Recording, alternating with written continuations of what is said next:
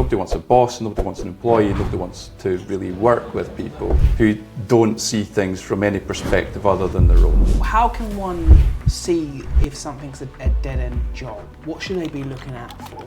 Like, what does a dead-end job mean? One of the things I learned was the context you work in is really important for whether your skill set is valued. Hello, I'm Euan Munro. I'm the CEO of Newton Investment Management. We're part of the BNY Group. I'm in charge of managing around $110 billion of assets, and this is my Duvet flip. What makes a good communicator, and how do you communicate in a meaningful way? I've got a boss, we've all got a boss, and you need to be really careful and thoughtful about how can I make their life easier. My first job was delivery boy. That told me work paid, you got some money, and if you did it with a smile, you got a bit extra. And that delivery boy, did you do that role because you wanted to get experience, or was it just literally down to, I want to earn a bit of money? It was earn a bit of money, yeah. You've now become CEO. If you had to do it all again, and you went back first day in that investment floor, what was something that you would change, do differently, do less of, or do more of?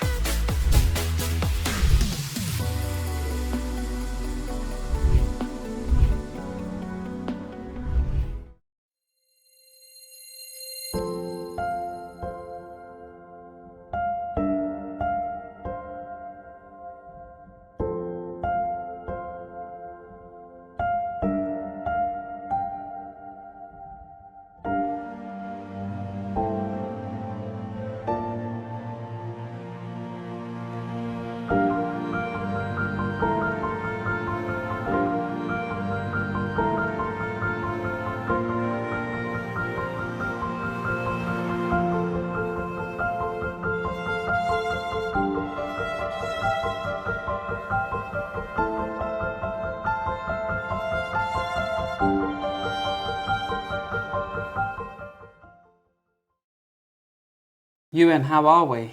Very good, thanks. Nice to see you, Jack. Well, thank you for joining me on my Duvet flip. And I can't wait to hear about your career journey, where it started, where you are now, and your advice to the next generation, but also anyone who's tuning in. Where's this beautiful accent from?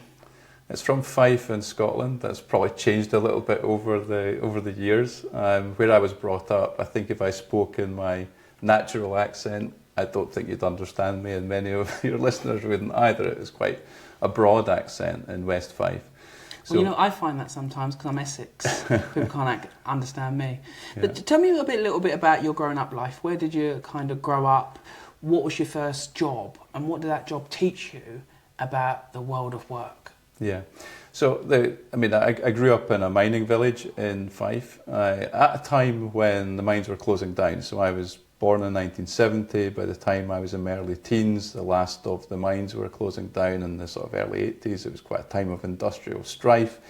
And so I was brought up in a village where there was quite a lot of poverty, quite a lot of unemployment at that time. And but my own personal circumstances, my father was a physics teacher who eventually kind of became a headmaster when I was a bit older. And so I suppose we were kind of a professional family in a sort of working class area. So I don't want to pretend I've been, impoverished, but I was brought up in a council house and went to the state school. And my parents had to make it, but my father was a first generation graduate, got a physics degree, became a teacher, and so that was the family background. My mum was a housewife, trained as a nurse. So that was kind of the background. And did you know you were growing up in a council estate? Because I grew up in a council estate, but I didn't really know it was called a council estate. Obviously, it looked different to other people at my school, but I just thought, this is where I live, and there's loads of other people like me that lived in this building. Did you know it was a council estate? There was very little private housing in the place where I grew up. So the villages in Fife of Cross Hill, Lahore, Blingry, which nobody will have heard of, but that was the little cluster of villages. Very much of it was council housing. So I certainly didn't feel an outsider in any sense at all. I was very much part of the community. And you've clearly not let that define you, because we're going to talk about all your success. Did you ever, when get into that stage and you're like, right, I need to now look for work and look for a job, and you mentioned that there was loads of unemployment around you, there was loads of people without work, did that ever have an hinder on your confidence, saying, actually, will I be able to get a job? Yeah, I mean, I don't think I panicked about finding a job. Probably because my dad was a graduate, because he valued education. I think it's fair to say I messed about in junior school, but by the time I got into having to pass the standard grade exams, whatever they're called these days, and then the Scotland has the hires, and those are the exams you need to get into university. I was pretty determined I wanted to go to university. If anything, just to get out of the village and experience something a bit different. And so I think there was a value put on education, which was helpful, and that rubbed off on me. Obviously, I think I mentioned in the opening, my first job was the co-op delivery boy, and that told me work paid. You got some money, and if you did it with a smile, you got a bit extra. And because there was always somebody that was willing to tip a helpful grocery boy. So there were certain life lessons learned at that stage, but I can't pretend I learned a ton from being a delivery boy. And that delivery boy, did you do that role because you wanted to get experience, or was it just literally down to, I want to earn a bit of money? It was earn a bit of money, yeah. So we did picking berries in the summer, and similar motivation. Do something dull and boring for a while, but get some pay. And is that your advice to anyone who is coming out of uni or going ready for their first job?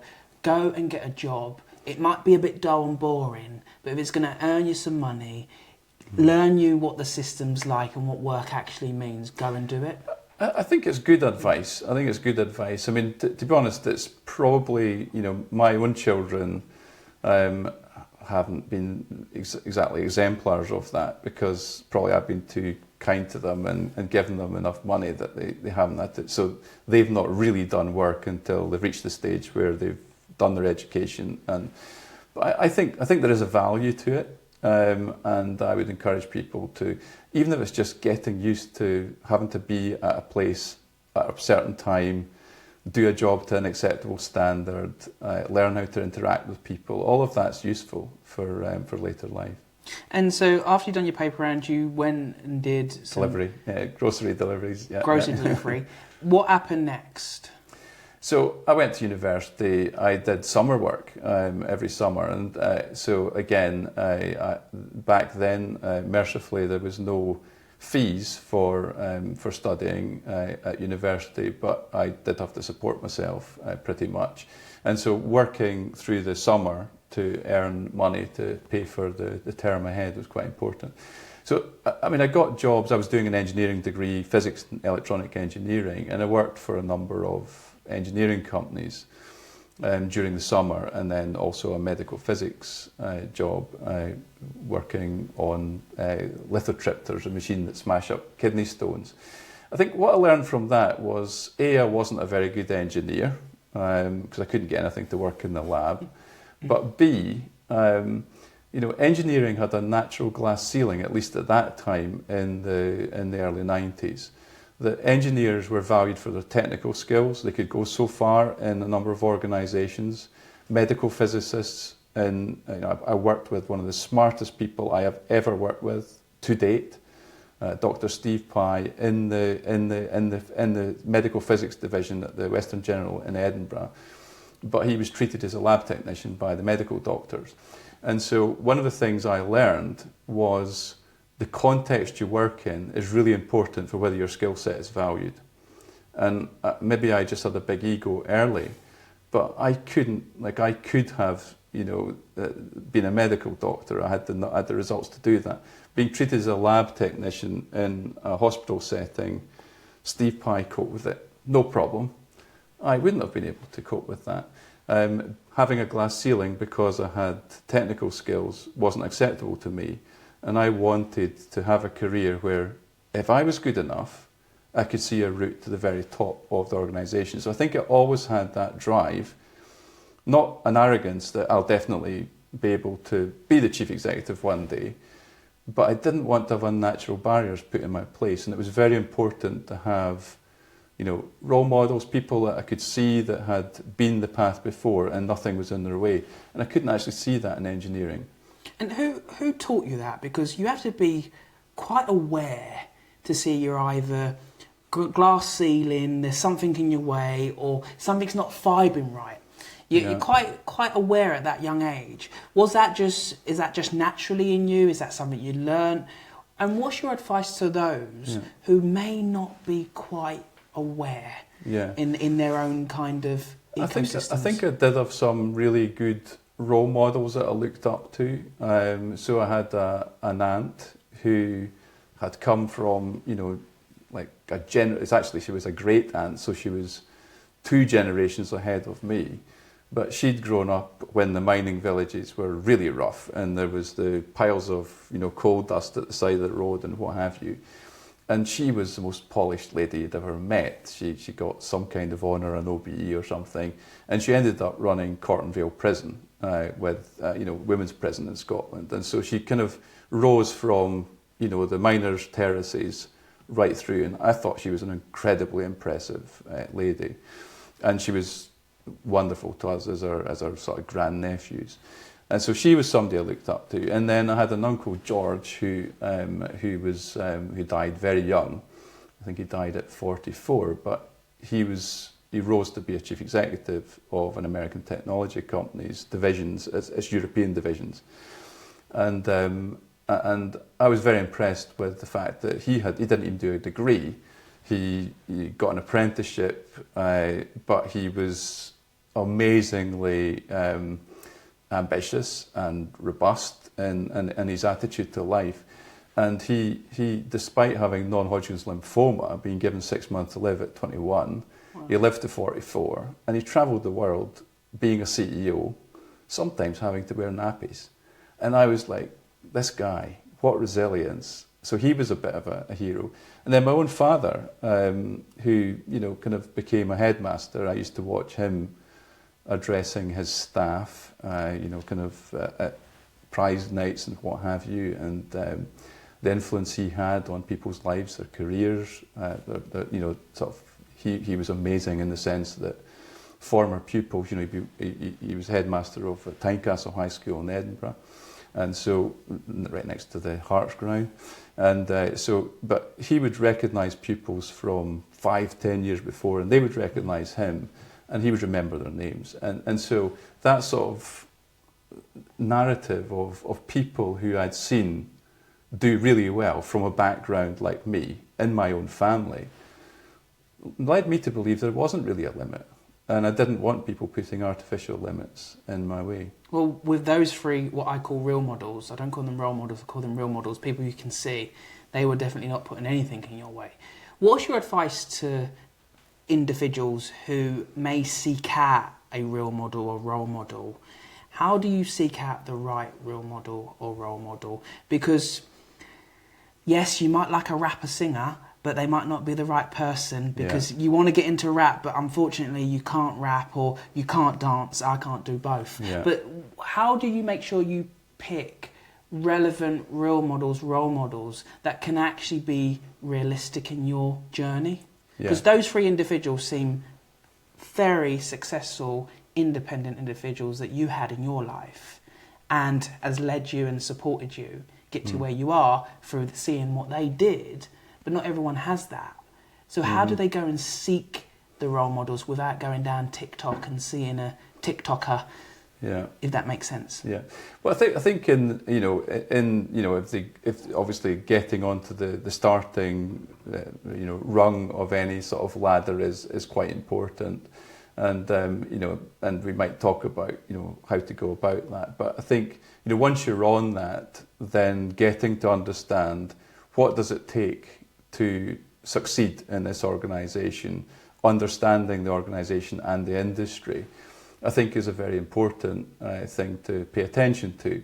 And certainly I was always quite conscious of that, rightly or wrongly, from a very, looking at the engineers, seeing their frustration that there was this, technical class, that they were too valuable as a technologist, and the business was, the real business was being run by people that had got marketing type degrees and arts type degrees, and you said, well, this is actually a technology company.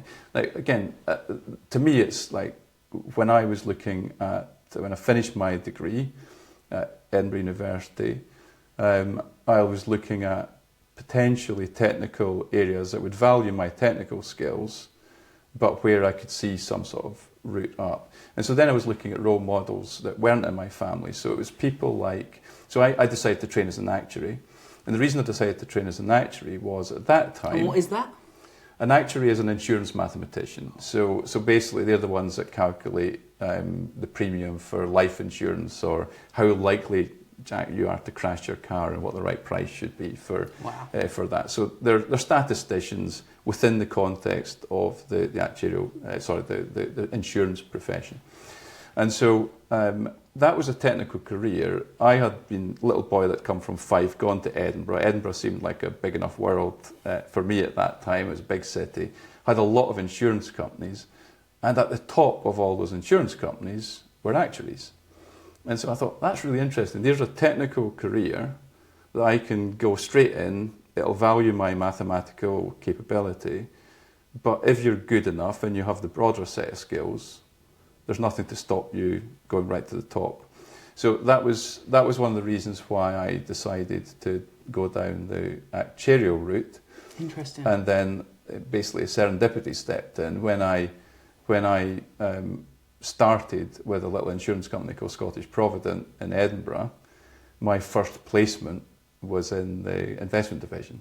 Wow. And my eyes were just opened to this new world. So is your advice to anyone starting out in terms of a career, not look at the start line, but also look at the deadline and where it can go? Because you saw this role and you said, they are here, I am here, but they got there, so I could actually link what I'm doing together to try and look at that pathway. Because I think a lot of people, they focus on where they are now, but they don't kind of look around to say, actually, if I stick at this, or if it's a little bit more time, or if I do this or speak to this person, I might be able to get there. So is your advice, keep your eyes wide open and look at where your pathways could take you, but be open that you might go into a role, there might be a glass ceiling, and if there is, then you might have to pivot slightly. Yes, I think that's right. But I think sometimes, I would say, certainly have a look at, you don't want to sort of deliberately go into a dead-end job. You want to sort of be going into a job where you think there's some prospects of progression, at least most people will.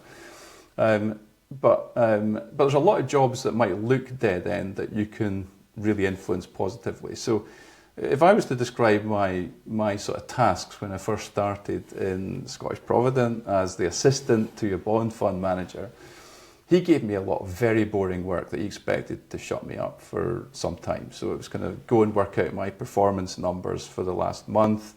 And at that time, it was done on pencil and paper. It was really quite primitive.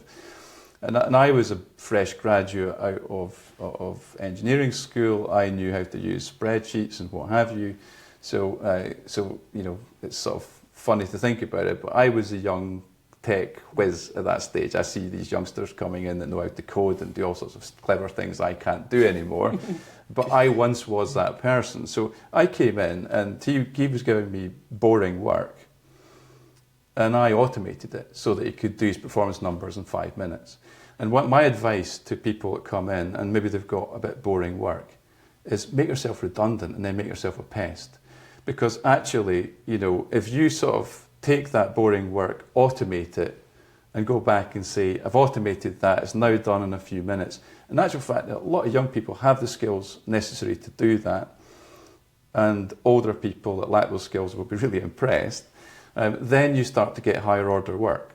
So because I had automated all the dull stuff, I was actually really early in being allowed to, do investment research and write up some ideas about trades we could do in the fund. I think I'd have been tied up in boring stuff, perhaps seen as a dead-end job, if I hadn't been willing to, just make myself redundant and automate the boring. I really like that. I've got a few questions. So firstly, how can one see if something's a dead-end job? What should they be looking out for? What does a dead-end job mean? Yeah, well, I think a dead-end job, you'll probably see that there's a high churn, that very few people, the stats are against you. Very few people are entering into and staying for very long. So maybe that's one red flag. If there's no progression for anybody else that's coming in, you might want to question, is this organisation serious about developing me and giving me greater opportunity in the future? But I think the other thing would be just the sort of question about the nature of the activity that I'm being asked to do. Is it something that would be, maybe a computer or artificial intelligence will replace quite readily? If that's the case, I would be the first to do it. As I said, you automate that and then go and present yourself and say, I've done that, and now what's next?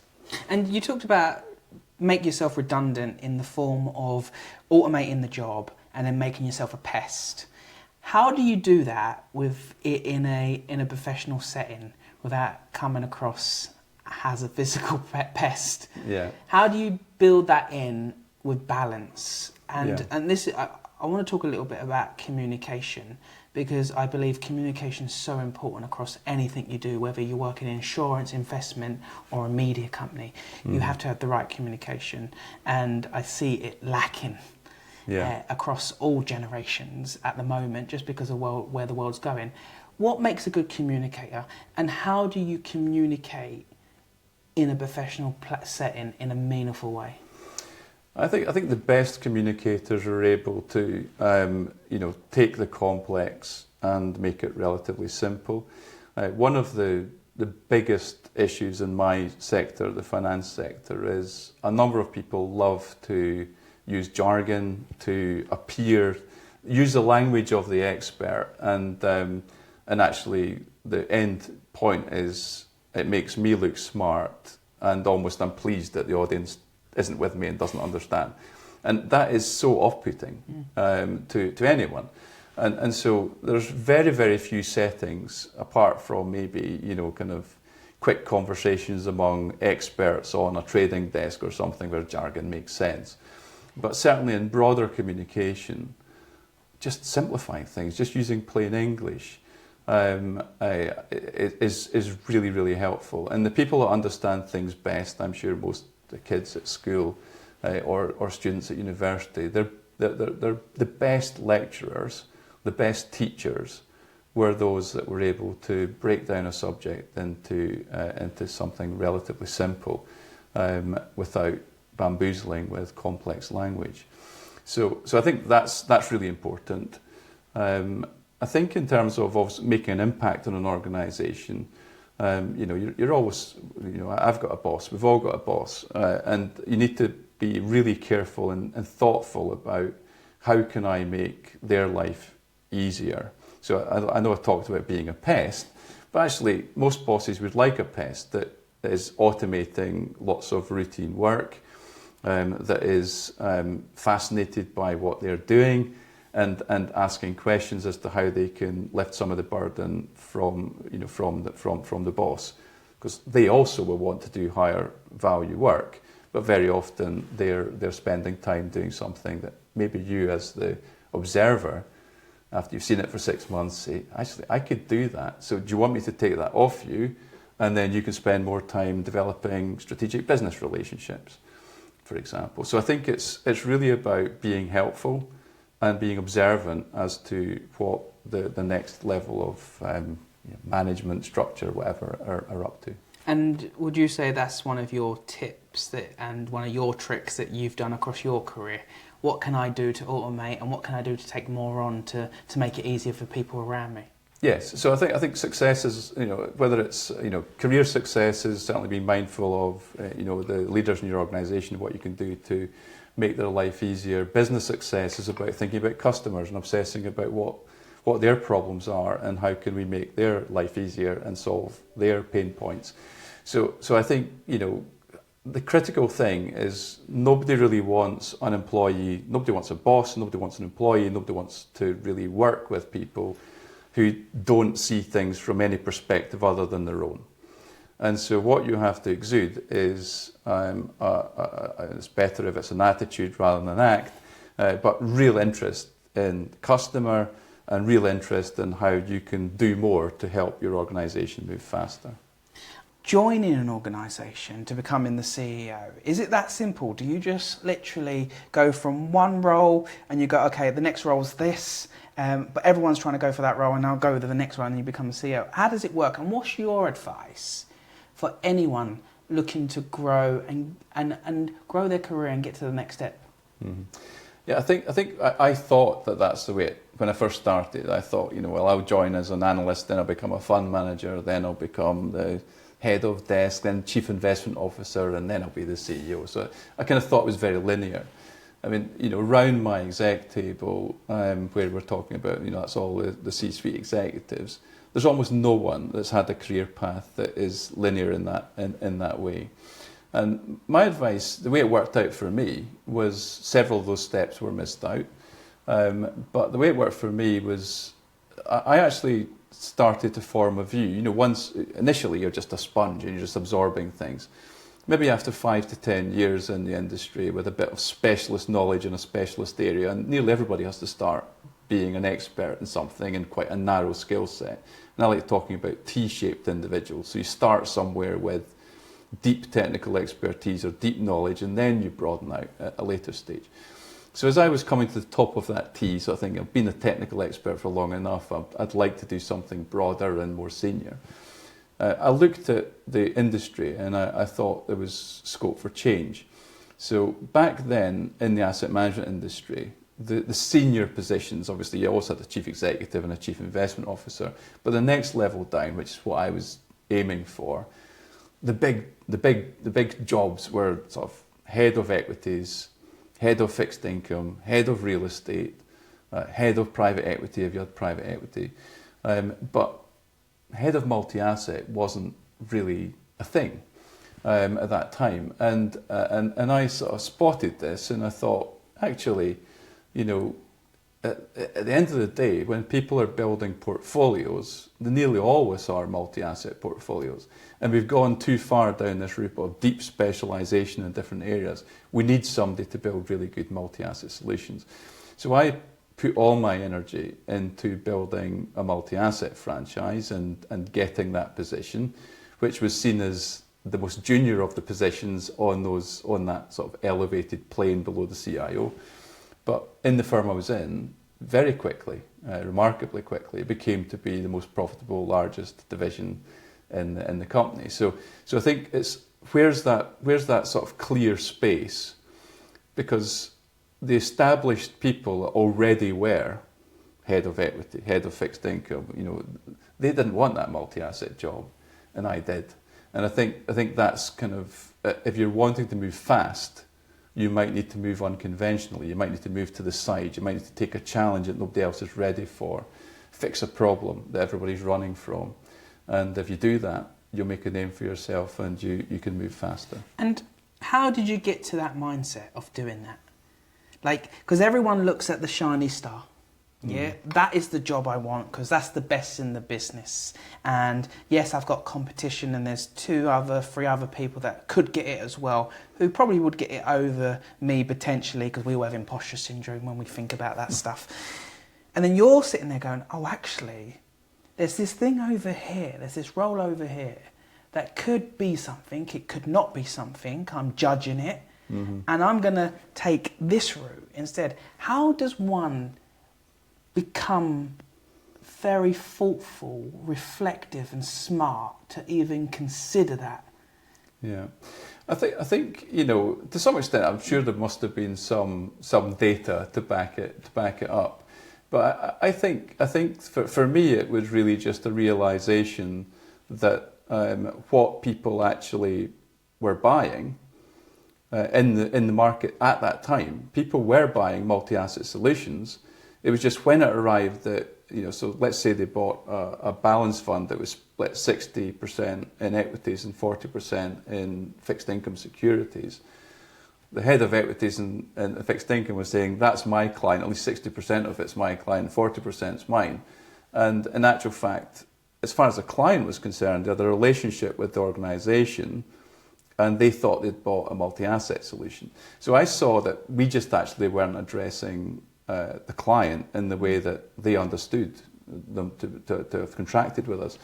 And so I don't know if I've got a magic formula, but I think it's just be really thoughtful about, business practices build up over time. They don't always correspond with how the market is changing.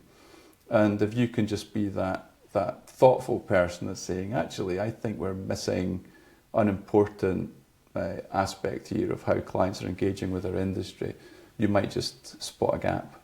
And then everyone goes, go on, get on with it, that's all right, I don't want that. Yeah, exactly. And then it becomes something. Yeah, exactly. If you work hard. Exactly. So I mean, in organisations at the minute, if you've got technical skills in, artificial intelligence or something like that, lots of firms don't quite know how to embed that into their operations, into their capabilities. So that's probably an area where there's scope for new smart people to go and become highly significant in an organisation, but it probably won't be the biggest job at the moment.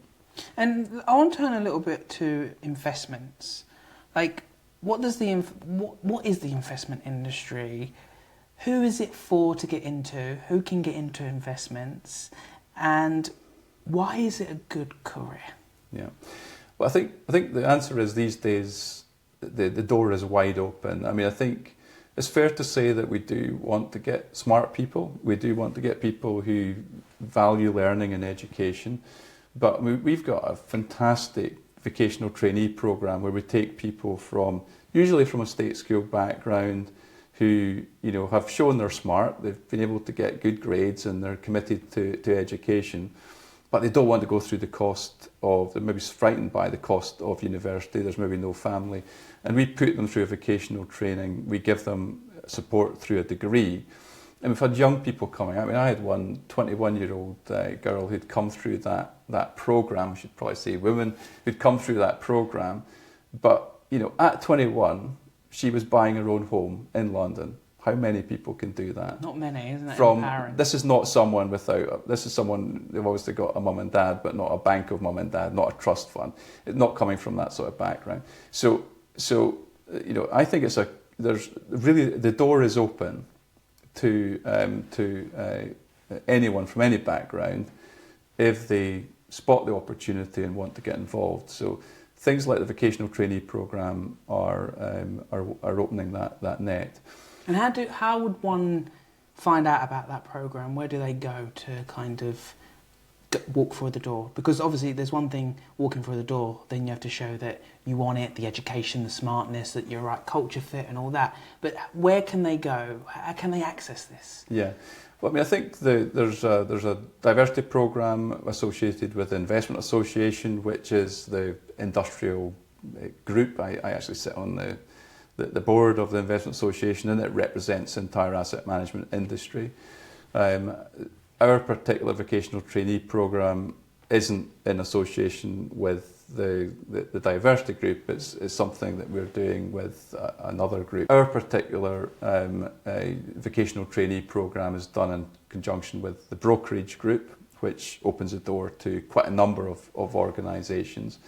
But there's also other initiatives like the returners program, where quite often it's women who have had good careers, then they've had a break in their career to maybe have kids or whatever, and then they find it difficult to get back onto the ladder again. And we've had some fantastic people coming in through that returners program as well, which isn't done in conjunction with the Diversity Project and the Investment Association. I'm hearing you loud and clear. There's opportunity for all, and there's certain programs that help all walks of life to come and work in investment? There is, definitely. And it used to be that, I think we've gone through a bit of a cycle. It used to be, probably when I started, a lot of the people involved in investment management weren't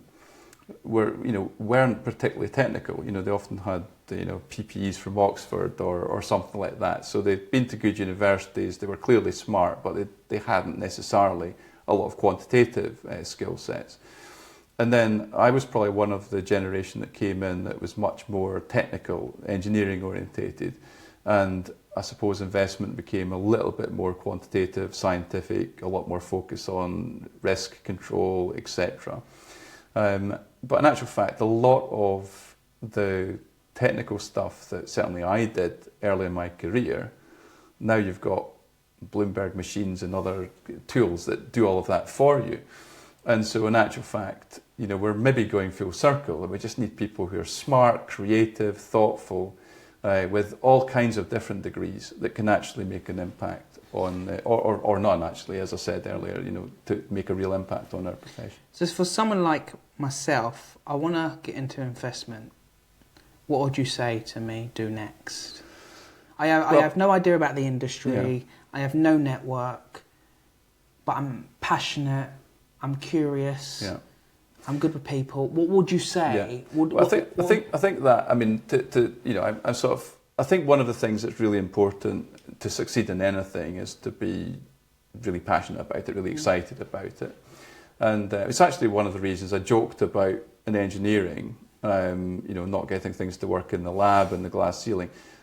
Another reason, though, was when I was certainly in my final year at university, I was passing the exams. I was fine at that. But I was dealing with people who were wanting to build, radio-controlled airplanes in their spare time. And they were not only were doing an engineering degree, it was also their passion. And I was thinking, how am I going to compete in the workplace with people who love it so much? And I obviously moved into that actuarial line. And then I lucked out by being put in an investment floor. And I found my passion at that point. I thought, this is amazing. Every single day is different. It's never boring because there's all sorts of things going on in the world that move markets around. You never have 2 days that are the same. And it's quite a competitive, I quite like the competitive aspect of it, that every day you got a score in the door to say whether you were good, bad or indifferent, and you could be a top quartile fund manager and stuff. So all of that, the scoring system, the variety, that excited me. And so I suppose I found something that I was passionate about. So I think that passion can take you a long way.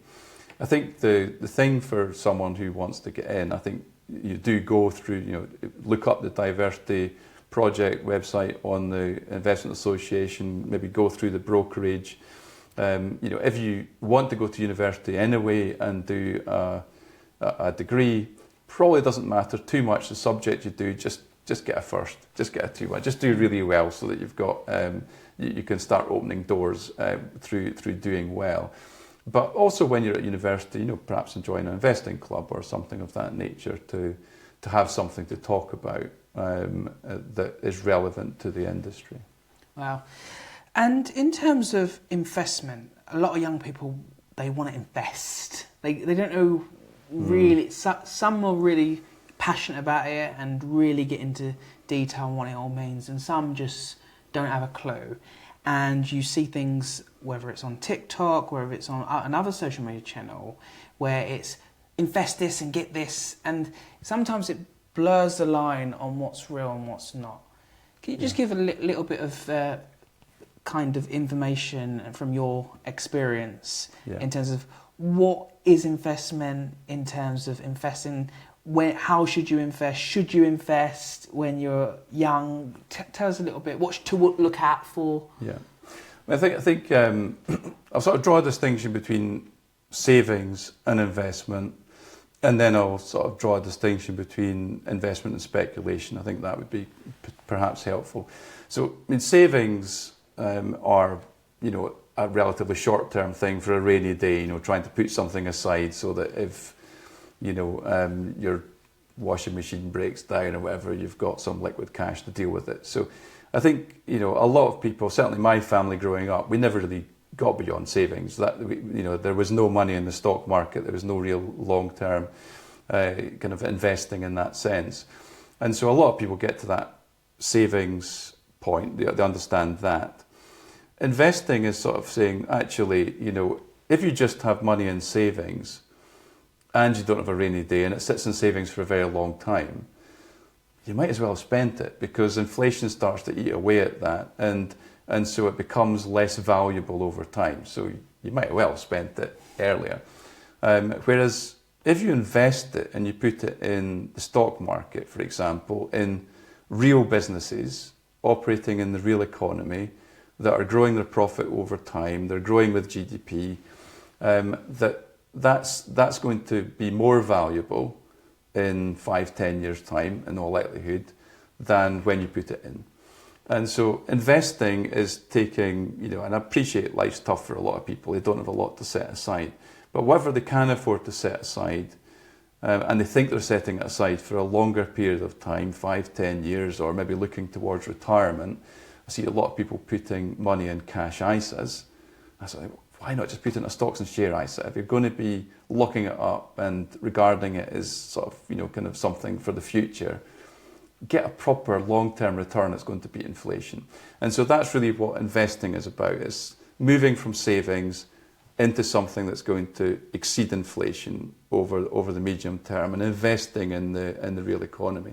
And one of the things I would say about investing is, if you think about it, it's the necessary capital to drive our economy. It's creating jobs. It's creating opportunities for people.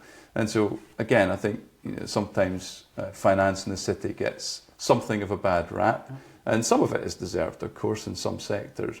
But I think at its heart, investing in the real economy, creating jobs and opportunity in order to provide dignity in retirement, that's not a bad thing. It's not. That's a good thing. Absolutely. Right. So that's kind of the sort of savings and investment thing. Speculation is, I think, the thing I'm most worried about at the moment, particularly with younger people. And I think it's tempting when you don't have a lot of money to go for that double or quits. I want to invest in something that's going to make me really rich very quickly. And I suppose during the COVID era, and during quite a long era, when from the global financial crisis to now, well, certainly till the end of 21, when interest rates were coming down, a lot of assets went up, and some went up quite a lot, and some of them were really quite speculative in nature. Investing is, while I find it exciting, it's more boring than that, right? So when you're investing properly, you're looking at companies, you're looking at real profit streams that they're generating. So this is, profits and revenue out into the future. You're trying to assess whether those revenue streams are likely to grow, and you're putting a price on it now. And obviously, you want to buy a Bitcoin. It might go up, it might go down, but it doesn't have any revenue streams, and so you can't actually sort of say, I'm buying this at such and such a yield, or I'm buying it on such a multiple to earnings. There isn't any valuation tool. It's worth what it's worth, and it jumps around, and that makes it, in my view, a speculative asset. Not dissimilar to gold or something like that, but it's just a speculative asset. And investing is about, understanding the cash flows in the future that an investment is going to drive. Obviously making some judgment as to whether the market's got the price of that right, and that's what I find really challenging. The thing about investing is investing across a range of opportunities is very important. I was listening to, I think it's been all over social media, Roger Federer's speech the other day, where he was won 80% of matches but only won 52% of points or something. Investing is very like that. That a really amazing fund manager gets 55% of decisions right. So it's important to make quite a lot of decisions and to spread your investments across quite a range of opportunities. And if you get 55% of your investment decisions right, you'll have a very, very good outcome. So I think it's diversification, proper companies with real revenues or bonds with interest rate payments that are coming through. It's very important to, I think, be investing with some sort of valuation metrics in mind. And that's just what's been missing. Just because someone maybe does a meme or posts on Reddit and says, I'm about to buy this stock. I think we've got people buying into companies on what professional investors like me view as insane valuations, because there's no revenues there. There's no revenue, or it's tiny revenue, So I've got 100 quid. I've ticked all the boxes. It's not my last bit of 100 quid. I can afford to invest. Your advice is to invest it. Maybe it's 25, 25, 25, 25, or 10, 10, 10 into a number of things, because that 55% potential, I've got more hope to have a success than just putting it on one thing. Yes, I would. I mean, I think if you want to view that as geographically or across asset classes, it's the same thing. But I mean, obviously, for example, in recent times, the dominant market has been the US market. It's been driven by a number of big tech stocks, and a lot of people, if they're sort of saying, well, we just continue to invest in the US. But history has a habit of not repeating itself, and so in actual fact, the valuations on some other markets are much lower. So in other words, in Europe, in the UK, in Asia, the market is going to go up with a much slower level of growth than is going to be required in the US to justify the valuation it's already sitting on. So you have to believe a lot less in terms of growth prospects for Asia, Europe, UK, in order to think it's safe to go into their markets than you have to believe if you invest in the US, for example. So I'm not saying don't invest in the US. I'm saying invest a bit in the US, invest a bit in international markets as well, because I don't think that US leadership is a slam dunk, and it needs to continue to lead in order to justify its existing valuation. So even if it drifts back to the same level of growth as the rest of the world, the US will underperform.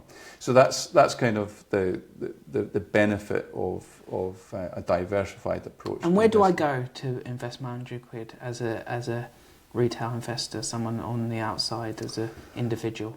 Yeah. Is there apps? Is there how do I go about it, making sure I'm putting that 100 quid into a legit, honest place, rather than some app that's popped up on TikTok that doesn't mean anything? Yeah, Jack, this is one of the areas where I'm probably going to have to take a step back, because I'm a regulated person, and I would be, my regulator would say, you've given financial advice. So what I would say is, there's a range of different platforms that people can access. Some of them quite well marketed. I think if it's a sort of spread trading type thing that gives you leverage and stuff, that's generally a sign that this is more something a platform to speculate on. I'm not saying you shouldn't speculate. I'm just saying it's not the same as investing long term. It's probably more akin to betting on the horses or whatever. Investing long term, there's sort of platforms available for that, and some of them make a lot of sense so look at the pricing. So some of them are really quite generous pricing if you have a lot of assets, because they've got a fixed price. And so if you're putting 2 or 3 million, you're paying the same as somebody with a couple of tens of thousands or even hundreds of pounds. If you're so look at the pricing and make sure that it's the best deal for you in terms of your size of investment. I think that's good, and have a look around, isn't it? And on that point, a big insurer you used to work for did a disclaimer for us. So anyone who is listening to this show today, take your own financial advice. It's at your own risk, and go on there. There is a disclaimer as well, but we'll leave it at there. Leave it at that in terms of investment, in terms of check out the apps, look at the pricing, see which one gives you the feel gut, and look at the diversifying in terms of businesses with real revenue, Yeah. And And that's if you feel confident to be investing in companies. I mean, the other thing you can do is can buy, funds that where you'll get diversification across a range of assets, and most of those are available on platforms as well. Cool. And we've only got 5 minutes left. Your career has been, you went into investments, it's where you found your thing, and you've thrived in the industry. You've now become CEO. If there's one thing that if you had to do it all again and you went back first day in that investment floor, what was something that you would change, do differently, do less of, or do more of? Yeah, it's a good question. I mean, I'm not sure I would change very much. I think as I look back through my career, there's probably been a couple of episodes where, I was unhappy. So for one reason or another, maybe didn't feel I was being managed properly, maybe felt that I was being blocked in some of my ambitions. And there's a couple of places where I say I probably should have moved on sooner. But on the other hand, sometimes when I stayed, a little bit into that discomfort period, something opened up that was really interesting. So I suppose I've almost, I know 7 Year Itch is a film and a sort of expression and everything else, but I think genuinely 7-year increments were kind of probably how I worked through things. So after 7 years as a fixed income fund manager, I was ready for something different, and I was ready to move on and do something and leave the organisation I was in. And then I got this multi-asset opportunity that opened up, which extended my stay. And then towards the end of that, something else opened up, the board position and so on, and that extended the stay. So I think in a sense, I'm glad I wasn't too trigger happy in terms of moving on. So when you're in a situation where you're actually at the point where you say, I think I might need to leave this organisation for something different, I would encourage people to have a conversation with their boss. Basically, what is there to lose? If you're thinking of moving anyway, if you're really so competent at your job that you're becoming bored with it, they probably know you're really good at your job. They don't want to lose you. And so there's scope for a conversation. Give them a chance to find you something that really suits you. And obviously, if that doesn't work out, then move on. So I've got a few regrets, but maybe in one or two places I should have moved faster. Move faster, and I love that advice. Don't just jump ship. The grass is not always greener on the other side. There might be something internally. Yeah. If you start that conversation, right? Yeah, absolutely. Start that conversation. And what's your one tip, your life lesson to the next generation? What's one thing that's really stuck with you in a form of a soundbite, something an old boss said, a colleague? It could be something personal at a barbecue. Or something said to you that's really stuck with you that you now use in your life. Yeah, I mean, I think stick with your values. I think one of the things I've observed, through my career is often when times are difficult, that's the times when people pull together and actually there's very little value drift. People, when times are tough, and those have been the great learning opportunities. I've been through the dot-com bust in the 90s, the global financial crisis, and so you've got some crises have impacted everybody. There's crises that have just impacted the firm I've been in. During those times, people tend to bind together. There's a team spirit.